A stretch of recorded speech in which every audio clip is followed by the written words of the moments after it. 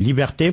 Que faut-il en attendre? Est-ce une refondation en marche ou en simple habillage démocratique dans un contexte où l'on emprisonne encore pour offense au chef de l'État, où la démocratie peine à respirer et où les citoyens réclament vérité et justice? Entre autres questions au menu du grand jury. Bonjour Mamadou Seck. Bonjour Georges Déquier. J'ajouterai à la présentation que vous êtes le directeur du cabinet Synapsus. Merci d'avoir accepté notre invitation. C'est moi qui vous remercie de l'invitation. Alors le dialogue national, nous l'avons dit, a livré ses conclusions, des recommandations ont été faites, des réformes annoncées, mais sur le terrain, certains doutent encore. Ils doutent de la sincérité du processus. Mamadou Seck, ce dialogue national, est-ce une véritable refondation du système? Je voudrais d'abord saluer ou un simple maquillage institutionnel, comme le disent certains, destiné à calmer l'opinion publique? Oui, je suis tenté de convoquer cette réflexion philosophique qui disait que ce n'est pas le doute mais la certitude qui rend fou et que ces doutes-là peuvent être bien fondés et peuvent aider aussi à créer une émulation et puis éperonner un peu plus les autorités qui ont en charge de l'action publique. Donc on peut comprendre ces doutes. Moi, j'ai été impliqué dans ce processus après avoir été convaincu d'une dynamique positive, d'une approche assez inclusive, horizontale et qui aujourd'hui de plus en plus d'ailleurs est la marque de fabrique de toute dynamique de bonne gouvernance, cette approche horizontale-là. Depuis la conception des termes de référence jusqu'à la stabilisation de ces termes de référence impliquant plus de 200 organisations qui ont mis leur contribution. Et donc je pense que les perspectives sont bonnes. Et j'ai été davantage convaincu quand on a été vraiment dans le feu de l'action, les discussions, les débats, la qualité de ce qui était présent lors du dialogue, mais surtout le contenu qui m'a vraiment charmé et convaincu de la pertinence de ce dialogue. Maintenant, pour la suite, je pense que j'ai même vu mes amis de la société civile, je me reconnais dans ce discours qui rappelle un peu au président l'impératif de poursuivre un peu les résultats et de les concrétiser. Et je pense que tel que ça se dessine, on est dans cette dynamique-là, puisque après une remise du rapport, j'ai compris que un comité restreint sera mis en place qui permettra de faire un suivi de toutes ces recommandations issues du dialogue. Donc je pense que les perspectives sont positives. Il y a de quoi quand même garder bon espoir. On peut vraiment croire que les recommandations que vous avez portées seront appliquées? Alors, je voudrais juste qu'on s'arrête sur le processus et la dynamique, toute la dynamique qu'il y a eu autour, toute une mécanique, des centaines de personnes mobilisées, du temps, le tour du facilitateur qui a fait le tour du Sénégal en rencontrant la chefferie religieuse traditionnelle, les plusieurs catégories d'acteurs, etc. La République qui a été mobilisée, des acteurs politiques, les acteurs sociaux, etc. Je pense que ça ne peut qu'avoir une suite. Sinon, ce serait quand même un coup d'épée dans l'eau et ça pourrait même susciter beaucoup d'autres questionnements et mécontentements après autant d'efforts fournis et de temps perdu. Donc moi, je reste convaincu qu'il y aura une suite et nous espérons que la suite sera heureuse. Mais il n'y a pas de raison que ça ne le soit pas. Vous êtes donc convaincu que les recommandations ne seront pas enterrées dans un tiroir comme tant d'autres? Je ne le pense pas. Je ne le pense pas. Pour ce processus-ci, je ne le pense pas. On peut garder bon espoir. Mais comment garantir l'application effective des conclusions? Alors, je peux prendre l'exemple d'une des recommandations qui dit on étudie les modalités, par exemple, pour le vote des détenus. Puisque en fait, tant que vous n'êtes pas définitivement condamné, vous gardez votre droit de vote.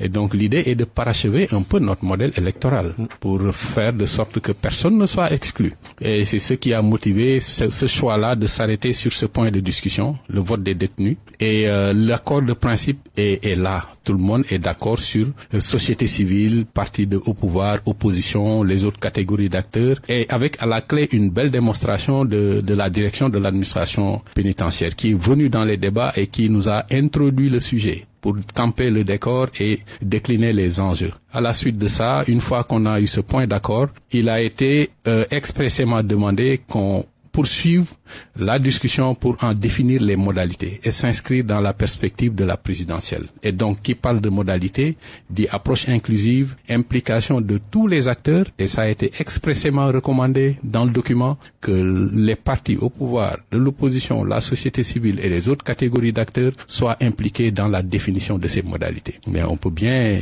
se dire que les perspectives sont bonnes et qu'il y aura forcément de la suite sur ce point de discussion. Il y en a d'autres où il faudra, une fois qu'on a les accords de principe, aller vers les modalités des discussions, on les approfondit, puisque, figurez-vous, je peux anticiper un peu sur votre question par rapport au point d'accord dans le cadre de la commission processus électoral. On a évoqué 17 points. Ouais, on y reviendra d'ailleurs. Alors, en évoquant ces points, on ne pouvait pas aller en profondeur. Maintenant, c'est la suite qui permettra d'aller en profondeur. Et donc, ça veut dire que forcément, il y aura une suite et un suivi rigoureux de la mise en œuvre de ces recommandations. Pouvez-vous approfondir sur ce cadre qui sera chargé peut-être d'étudier la mise en œuvre des recommandations et conclusions? Alors, ce serait un peu aller trop vite en besogne, puisque c'est juste sur le principe, j'ai compris que il sera mis en place un comité plus restreint qui intégrera une pluralité d'acteurs, mais aussi avec d'autres techniciens spécialistes de la logistique, etc.,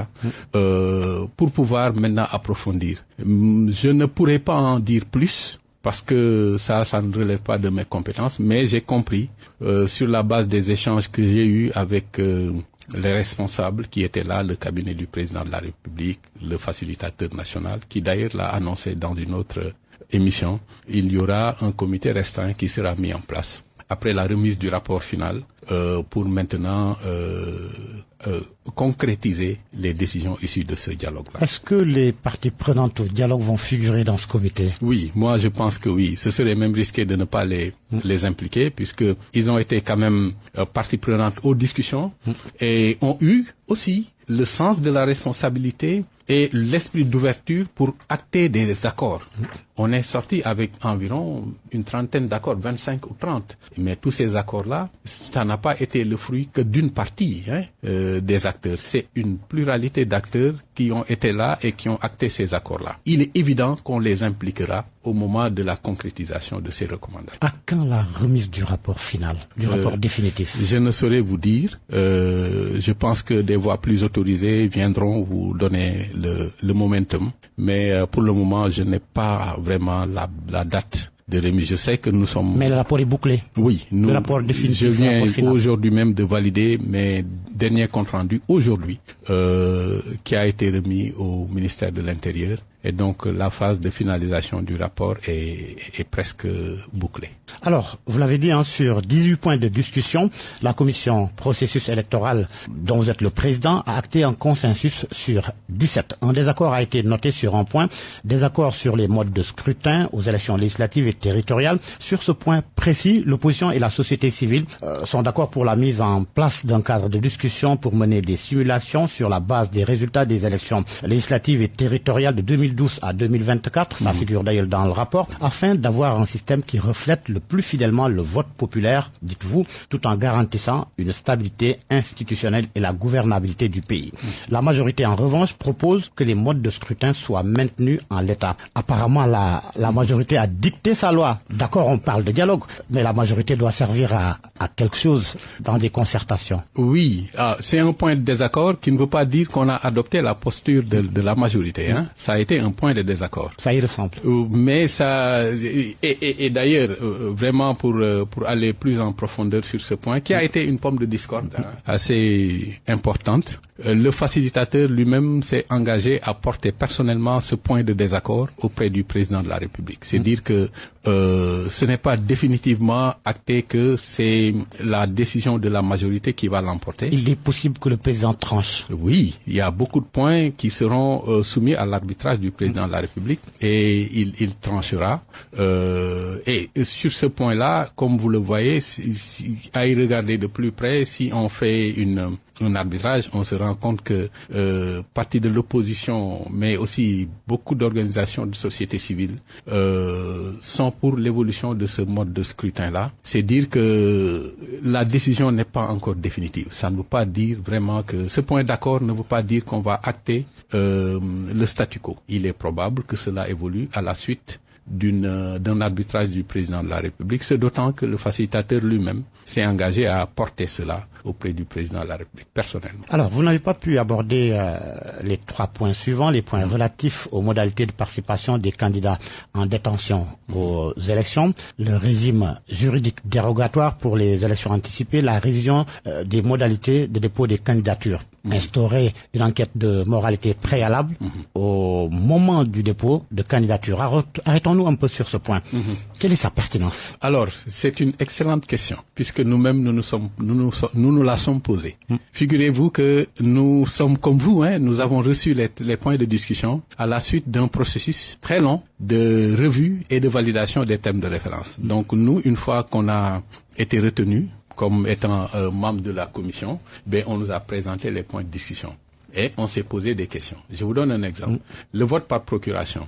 Moi, j'ai estimé personnellement, c'était mon avis, mais en tant que président, on avait cette exigence-là de ne pas trop influer ou d'influencer sur les débats, mais juste de les encadrer, etc. Moi, j'ai estimé que le vote par procuration pourrait être la porte ouverte à des fraudes électorales, etc.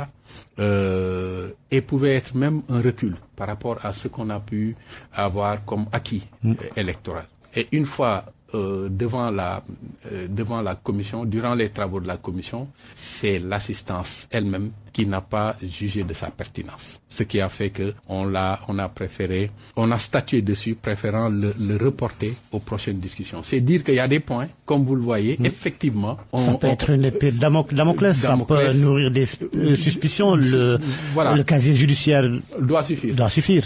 Suffit largement, ou alors un certificat de bonne vie et mœurs, par exemple. Mais une enquête de moralité, ça peut aller très loin. Et puis, ça fausse même l'esprit d'une compétition qui doit être sur une base d'égalité des chances. Il était question de faire le point sur les consensus des précédents dialogues non encore mis en œuvre. Apparemment, à la lecture du rapport de la commission, ça n'a pas été le cas. Est-ce que cela vous aurait permis de gagner du temps et d'aborder les autres points en profondeur? Non, on l'a fait. Dès l'entame des débats, on a fait un rappel justement des accords passés. Ça nous a juste permis de rafraîchir les mémoires et de camper le décor pour montrer que quand même il y a un acquis, il y a un passif et qu'il fallait essayer de capitaliser là-dessus. Donc ce point a été bien évidemment abordé dès l'entame des travaux, mais ça n'a pas pris trop de temps puisque on a été assez télégraphique sur les points de discussion et les accords passés. Et c'est à partir de là que ça nous a permis d'ailleurs d'embrayer dans le premier point de discussion qui était le bulletin unique, parce que dans le passé ça a été évoqué, ça a été source de controverses, etc. Et il y avait les prémices d'un accord sur le bulletin unique dans le passé, ce qui a fait d'ailleurs, puisque le président avait l'autorité aussi de hiérarchiser les points de discussion. Tout de suite, j'ai pris le risque de lancer les débats sur le bulletin unique. Et Dieu merci, on a entamé ce point de discussion et ça nous a permis définitivement de l'évoquer, puisque dans le passé aussi, malgré les échanges, les empoignades, etc., on n'a jamais eu d'accord sur ce point. Si je pose la question, c'est pour ne pas tomber dans un dialogue de plus ou vivre la même situation qu'on a vécu avec la CNRI et que l'autorité ne choisisse que ce qui l'arrange. Non. Sur ces points, dites-vous que tous les points d'accord, seront concrétisés dans le comité restreint.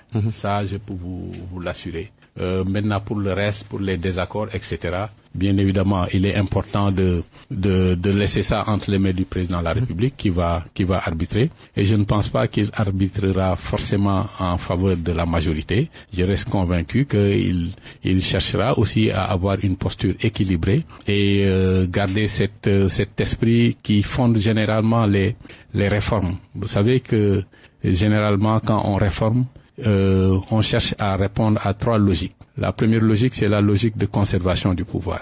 Les gens arrivent au pouvoir et veulent réformer pour vraiment avoir toutes les cartes en main. Logique de conservation du pouvoir. Il y a la logique aussi de règlement de compte.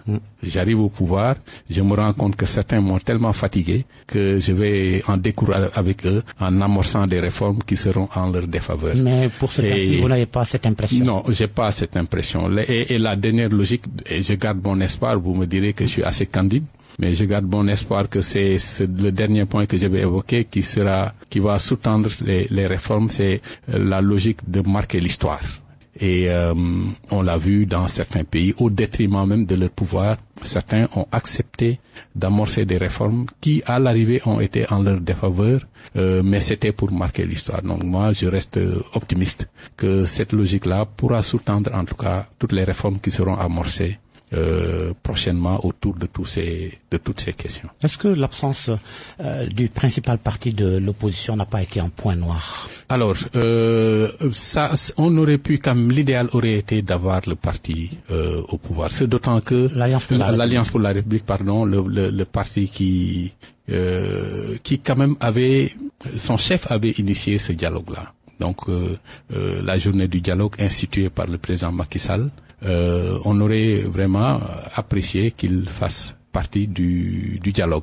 Maintenant, bon, il y a aussi des considérations politiques, un contexte assez lourd, etc. On n'a pas été, nous, trop dans la réflexion sur ces questions-là. Mais personnellement, on peut se permettre de dire qu'effectivement, on aurait aimé. Vous le regrettez? Alors, oui, quand même, on peut regretter l'absence de l'APR à ces dialogues-là.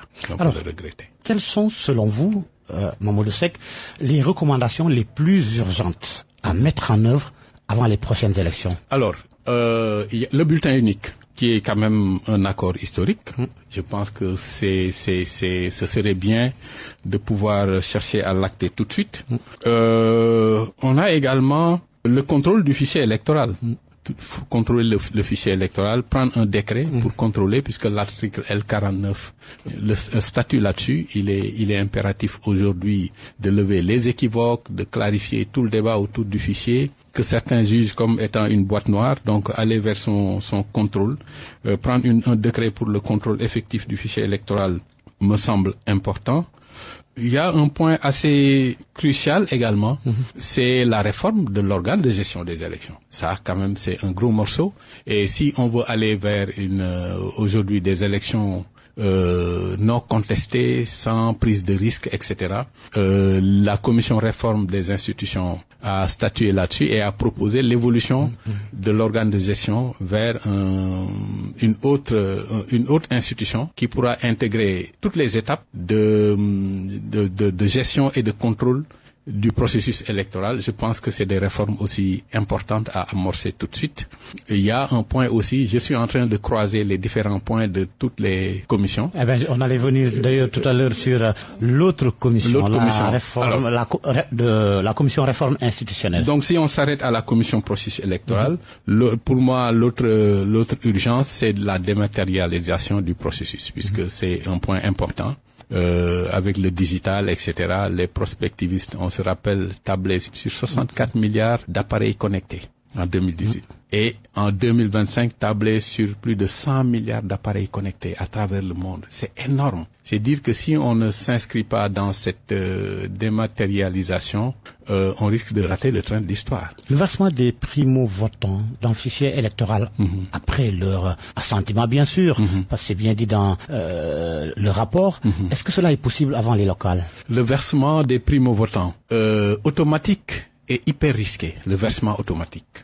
C'est une des recommandations d'ailleurs de l'Union européenne lors de sa dernière mission que j'avais jugé dangereux. Et je leur avais dit cela lors de leur session de présentation. Généralement, on verse automatiquement dans les pays où le vote est obligatoire.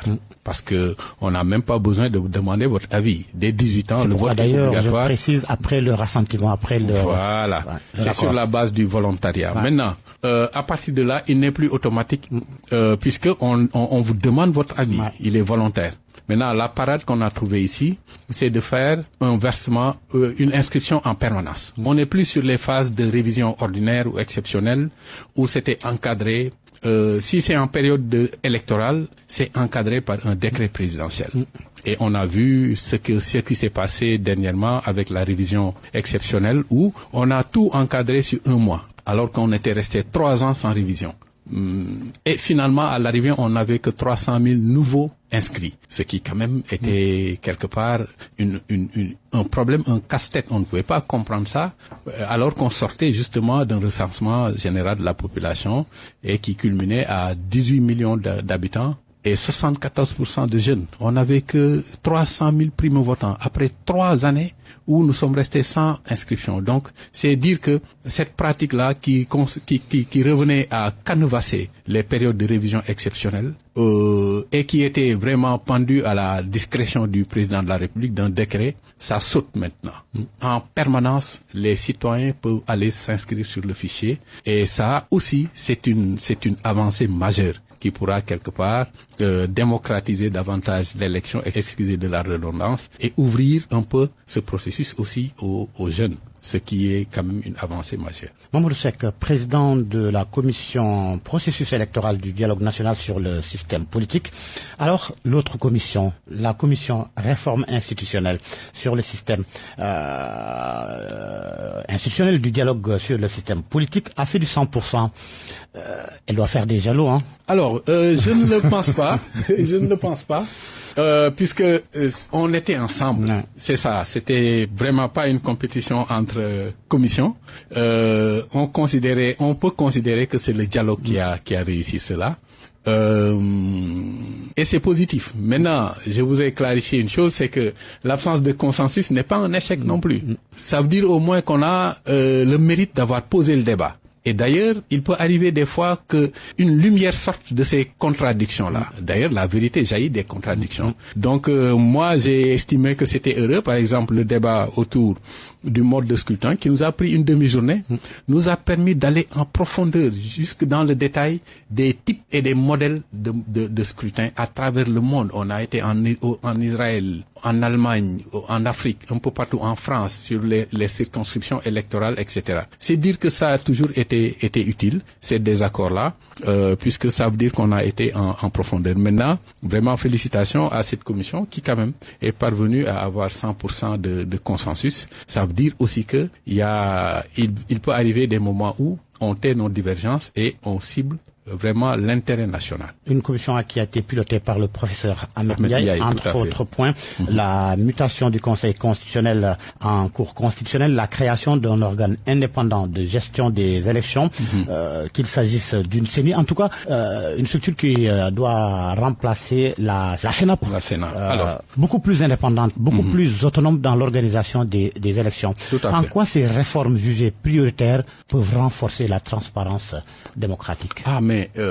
D'ailleurs, on fait un peu un abus de langage en disant que ça va être une CENI qui va remplacer la Sénat. C'est plutôt un organe qui peut être CENI ou autre qui va remplacer l'administration électorale plus la Sénat. Puisque ici, au Sénégal, la DGE exactement, et la Sénat. C'est ça la particularité du Sénégal, c'est que c'est l'administration qui organise, qui gère le processus. La Sénat supervise le processus. Maintenant, on a vu toutes les difficultés qu'il y a eu, à tort ou à raison, puisque moi je dis, les dernières élections législatives confiées à l'administration ont été les mieux organisées depuis très longtemps. C'est dire que si on les laisse travailler sans trop de controverses, sans pression, etc., mais ils nous produisent d'excellents résultats. La DGE nous a fait un excellent travail lors des dernières élections législatives. Maintenant, après, je comprends qu'on veut définitivement lever les équivoques et les suspicions. Ce qui a fait qu'on veut désormais sortir l'organe de gestion de toute forme de tutelle politique. Ça peut être quand même une avancée majeure qui nous permettra définitivement de laisser derrière nous tout le débat autour des nominations d'un directeur général des élections, par exemple, ou d'un ministre de l'Intérieur politiquement encarté. Et tout ça là, si on sort l'organe de gestion des élections de cette tutelle, ça peut être une avancée majeure. On peut aussi régler la question de la supervision. La Sénat, qui a un pouvoir d'autosaisine, de substitution, de sanctions, etc., on a vu ce qui s'est passé l'année dernière quand il a usé de son pouvoir de saisine, d'autosaisine et de substitution. On a vu que l'exécutif a dissous, a arrêté le mandat des membres de la Sénat. Donc tout ça, un nouvel organe de gestion qui nous prémunira de ces risques-là ne fera qu'améliorer un peu le modèle. Et dernière incongruité, c'est que vous savez que dans le modèle, l'administration, comme je l'ai dit, organise, la Sénat supervise. Mais le budget de la Sénat dépend de celui qu'elle est censée superviser. Le ministère de l'Intérieur. Ah oui, donc c'est une incongruité, c'est ce type d'incongruité. Et si vous voyez bien, l'un des accords, c'est d'arriver à un organe de gestion qui aura son autonomie financière aussi. Donc c'est dire que si on arrive à ça, on aura quand même fait des pas assez importants dans l'amélioration de notre modèle électoral. Donc, éviter que cela ne se limite pas à un changement de nom. Non. Souvent, ce ne sont pas les institutions qui posent problème, mais les hommes qui les incarnent. Absolument, absolument. L'idée sera vraiment de faire des réformes en profondeur. Et quand on lit d'ailleurs les accords, c'est quand même des accords assez avant-gardistes et des attributions sur la gestion du fichier, l'organisation matérielle, la proclamation provisoire des résultats, la gestion du contentieux préélectoral, etc. Tout ça, maintenant, sera mis entre les mains du prochain organe de gestion des élections qui sera proposé. Vous êtes un expert reconnu, engagé depuis des années dans la réflexion sur notre système politique. Mais à titre personnel, croyez-vous encore que les institutions actuelles peuvent se réformer de l'intérieur? Alors, c'est une question intéressante, mais je reviens à cette logique-là de marquer l'histoire, en amorçant des réformes. Si on y arrive avec une sincérité de tous les acteurs, une réelle volonté politique, je pense que on pourra réellement amorcer les changements nécessaires pour des pas encore qualitatifs pour notre démocratie. Et je pense aussi que avoir confié la commission réforme institutionnelle à quelqu'un qui est rompu à la réflexion, à la tâche, c'est le professeur Ahmed Ndiaye. On a vu comment il a mené les débats. En dit long quand même sur la volonté qu'il y a eu. Il l'a impulsé, mais ça a été suivi par tous les acteurs de faire des réformes en profondeur. De tous bords, majorité comme opposition. Et on a vu aussi une société civile qui a joué un rôle essentiel, qui reste une vigie et qui, je reste convaincu, ne ratera pas également cette opportunité-là de rappeler les engagements qui sont pris par toutes les parties. Vous n'avez donc pas le sentiment d'avoir participé à une mécanique qui tourne en rond malgré vos convictions? Non, j'avoue que c'est la première fois que j'ai accepté de participer à ce type d'initiative.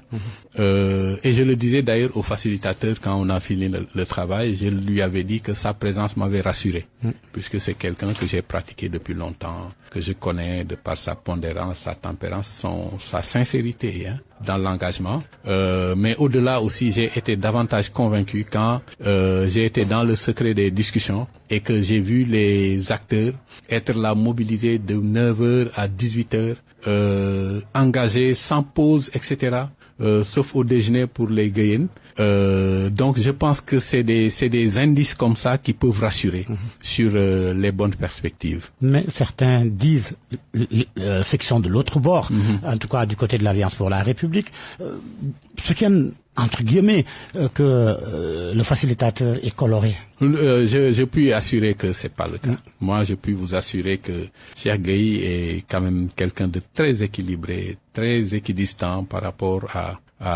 aux différents partis. Et ça date de très longtemps.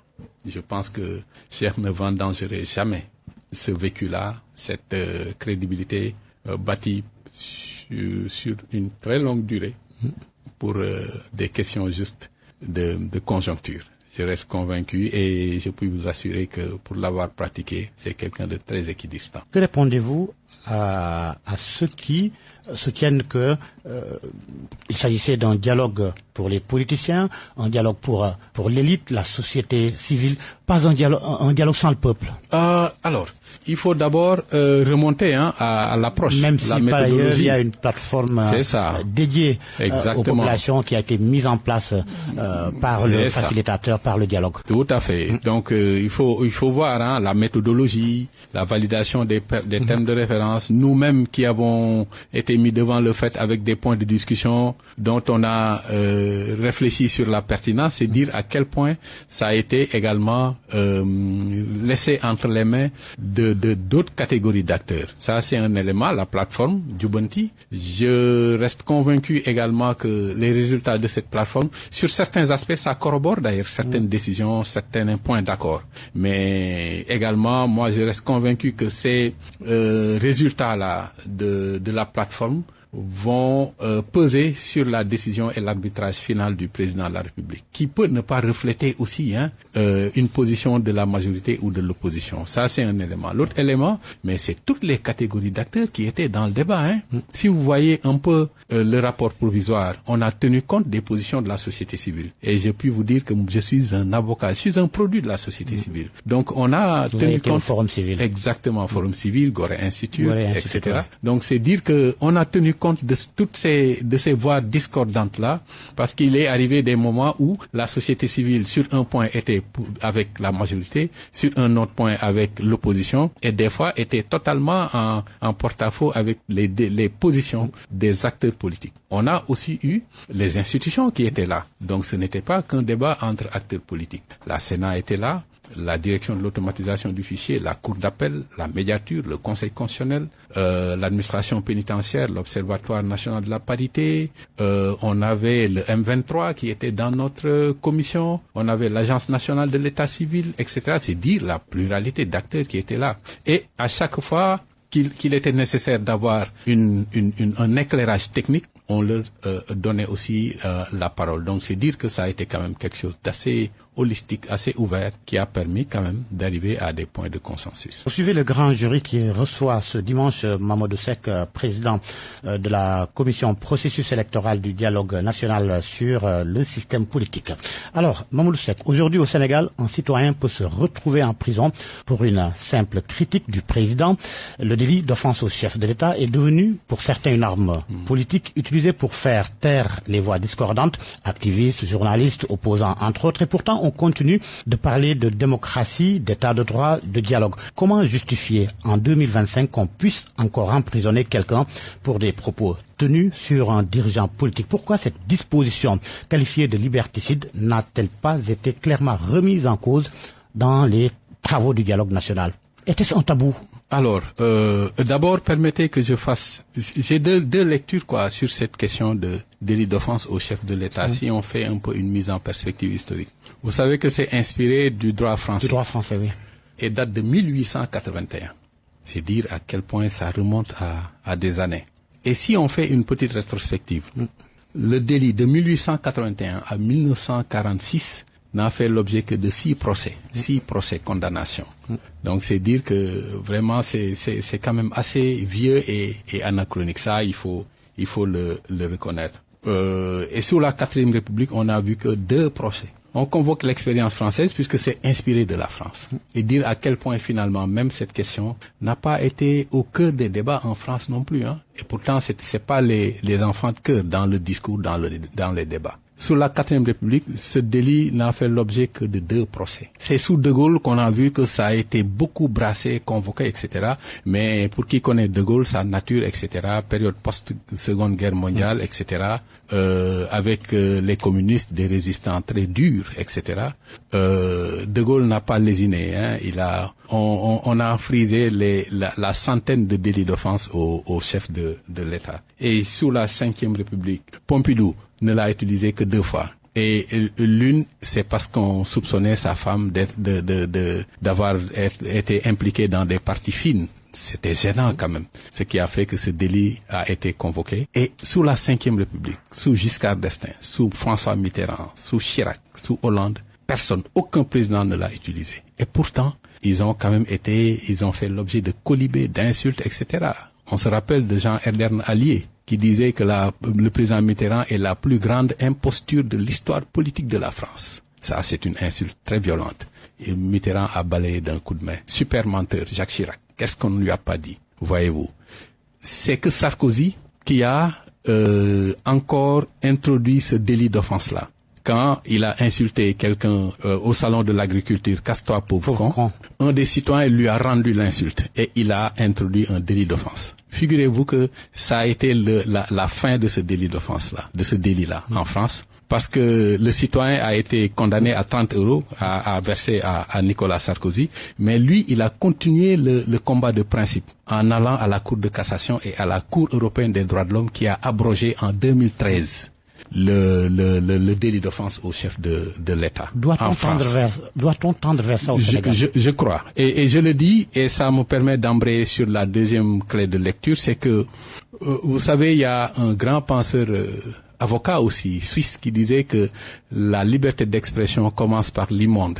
C'est pas pour dire qu'il faut jeter des immondices, qu'il faut insulter, etc. Mais si tout le monde disait que des choses policées, on n'aurait pas exigé une liberté d'expression. Il peut arriver des fois qu'on ait des dérives langagères, etc., qu'on dérape et que même qu'on le regrette après. Donc c'est dire que on peut quand même comprendre des fois ces dérapages-là, c'est d'autant que ça peut être exceptionnel, voyez-vous. Mais tel que c'est parti actuellement, le procureur risque d'avoir le tournis. Si à chaque fois on brandit cette question-là, ça peut être quand même quelque chose, on ne saura pas où ça va mener. Moi, je pense que ça nécessite quand même qu'on abroge cela et que le président, comme on l'a fait en France, qu'il puisse porter plainte pour diffamation, pour injure, intitut personnel, et qu'on laisse tomber cette question de sinon, à défaut d'abroger, réformer. Tout à fait. Pour éviter les dérives politiques. Absolument. Ça, c'est nécessaire.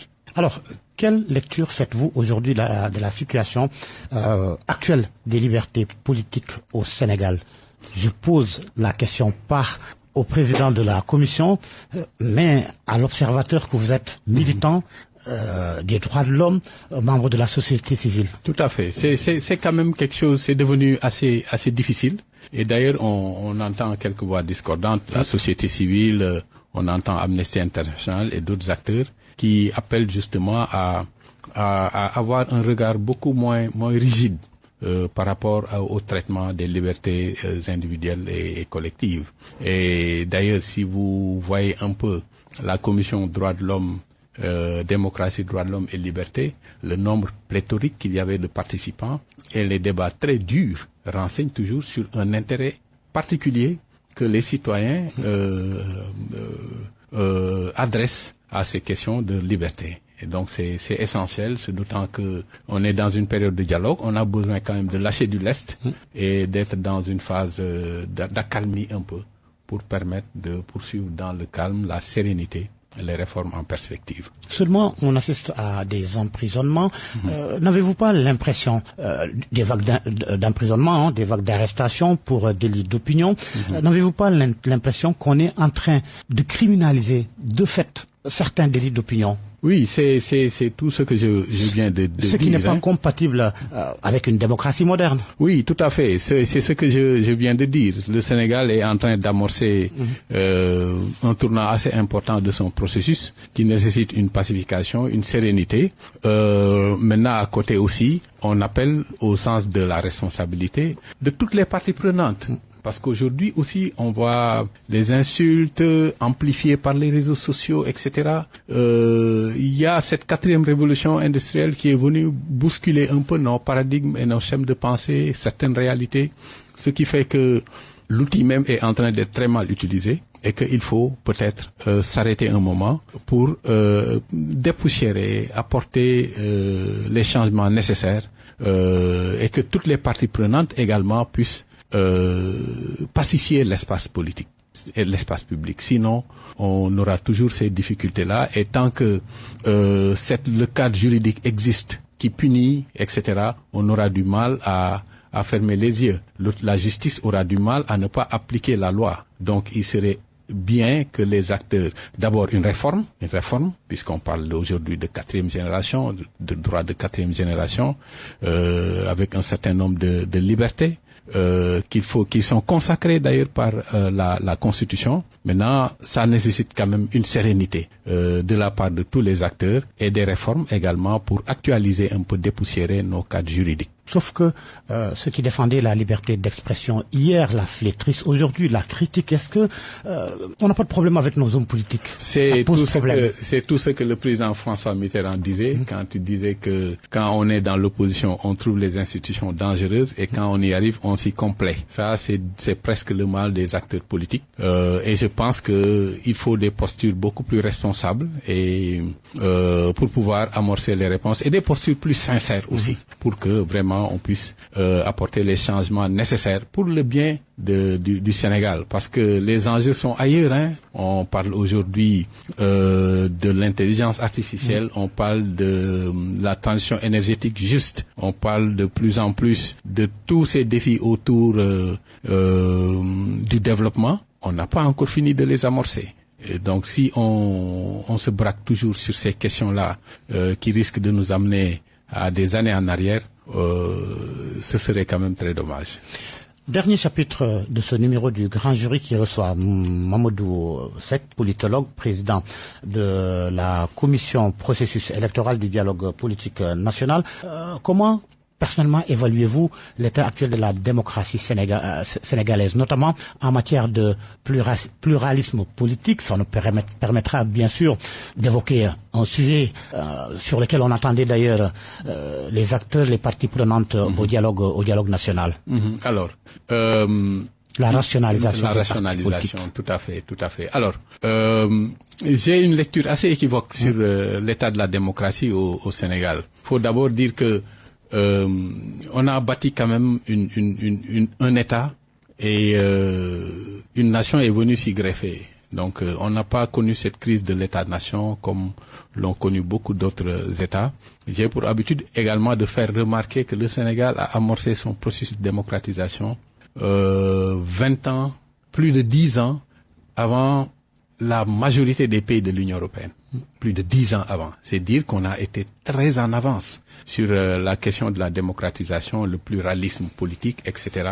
Et je lisais un ouvrage sous la direction de Christophe Jaffrelot, Démocratie d'ailleurs, et le Sénégal ouvrait justement la liste des pays qui étaient vus comme des pays qui ont amorcé le processus démocratique et qui sont franchement dans une bonne dynamique. Je pense que nous y sommes toujours, mais que la démocratie est un processus inachevé. Quand vous voyez le dernier rapport de The Economist Intelligence Unit, le Sénégal reste une démocratie hybride, qui est à la lisière d'une démocratie imparfaite et parfaite. C'est dire que on a encore des efforts à faire. Le pluralisme est là et pour preuve 390 partis.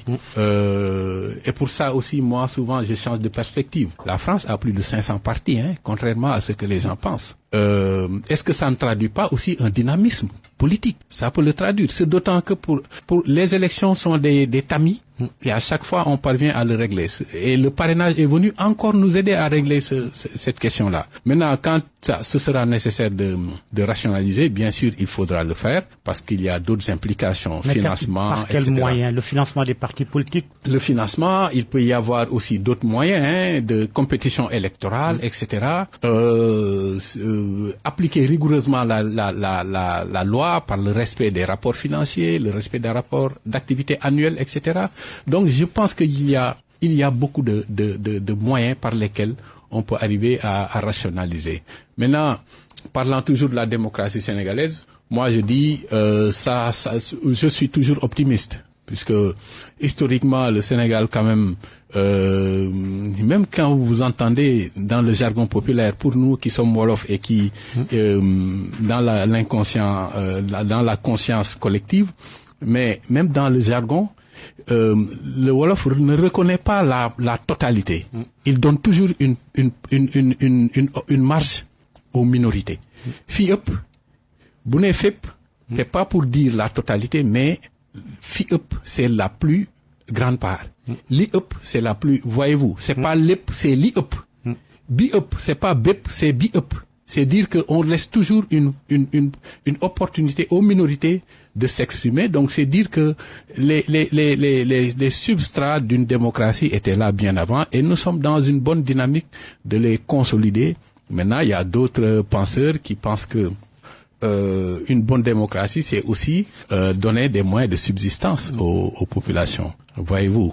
Et ça aussi, on est très loin de ça. Donc on viserait la perfection si on arrivait à améliorer un peu le niveau de vie des populations avec un bon système politique et une économie qui permettrait à tous les citoyens de subvenir à leurs besoins. Donc, assainir les partis politiques ne voudrait pas donc dire, sinon ne doit pas nous conduire à dissoudre les partis. Non, je ne pense pas qu'il faudrait dissoudre. Je pense qu'on peut définir des critères d'inclusion et d'exclusion pour pousser ceux qui ne répondent pas aux critères de se rendre à l'évidence et d'abandonner la compétition, à tout le moins de se ranger derrière d'autres. Parce que aussi, finalement, cette prolifération de partis peut renseigner aussi sur une crise du militantisme. Les gens préfèrent ne plus militer à Fongolembi dans un parti, une coordination, une section d'un parti, mais préfère contourner tout ça et créer son parti aussi. Donc c'est une crise du militantisme qui fait ça. Mais si on rationalise et qu'on revienne aux fondamentaux et que ceux qui n'ont plus la capacité, parce que ayant été exclus sur la base de critères objectifs, n'ont plus la capacité de manager un parti, qu'ils se rangent, qu'ils rallient d'autres partis, mais je pense que on aura plus de lisibilité et on sera moins confronté à ce casse-tête chinois-là. Alors tout à l'heure on parlait du délit d'offense au chef de l'État, les délits d'opinion. Aujourd'hui, quels garde-fous doivent être mis en place pour éviter toute tentation autoritaire, quel que soit le régime au pouvoir? Je pense que la réforme du secteur de la justice est en train de réfléchir sur ça. La superpuissance là du procureur, un juge des libertés, ce serait bien. Tout ça, je reste convaincu que si on arrive à réformer la justice de manière optimale, en intégrant une dimension droits humains, mais également une dimension humanisme, parce que aussi la justice c'est ça, intégrer cette dimension humanisme-là, on pourra probablement régler toutes ces questions-là. Alors, Mamadou Seck, dialogue, réforme, promesse de rupture, êtes-vous d'avis que tout cela ne suffira pas si la parole publique ne se transforme pas en actes concrets, visibles et crédibles? Absolument. Il est nécessaire que on concrétise toutes les promesses, etc. Maintenant, c'est tellement de chantiers. C'est tellement de chantiers que voilà, il faudra une volonté politique, il faudra discuter, continuer à discuter, pacifier l'espace. Je le disais, arrêter, peut-être mettre la pédale douce sur les arrestations, etc. Si on veut pacifier et amorcer des réformes dans la sérénité, ça ne peut pas l'être dans la controverse et ce type de contexte-là. Donc pour moi, c'est tellement de chantiers, tellement d'enjeux, tellement de problématiques que il faut à un moment donné oublier tout ce qui est accessoire et aller vers l'essentiel, puisque tout ce dont vous venez de parler, effectivement, c'est de gros chantiers qui nécessitent aujourd'hui qu'on se recentre sur l'essentiel. Donc les arrestations, les emprisonnements à tout va ne vous agréent pas? Non, je pense qu'il faut mettre la pédale douce, arrêter cela et puis aller vers des choses beaucoup plus, je dirais, attaquer le vécu quotidien des Sénégalais. Malgré la volonté affichée pour une reddition des comptes? Une révision des comptes, elle est nécessaire. Elle est essentielle, la reddition des comptes, mais on peut le faire toujours dans la sérénité. Il y a eu des expériences d'autres pays où on a fait cette reddition des comptes dans une sérénité qui a permis de ne pas apeurer les populations, de ne pas faire fuir les investisseurs et d'amorcer des réformes consolidantes de notre République. Merci. Mamadou Seck. Je vous en prie, Georges. Merci d'être venu au grand jury. Merci à vous pour l'invitation. Mamadou Seck, politologue, président de la commission processus électoral du dialogue national sur le système politique, directeur du cabinet Synapsus. Merci à Abdou Thiam qui a assuré la partie technique de ce grand jury. Merci à vous également de nous avoir suivis. À dimanche prochain pour une nouvelle émission.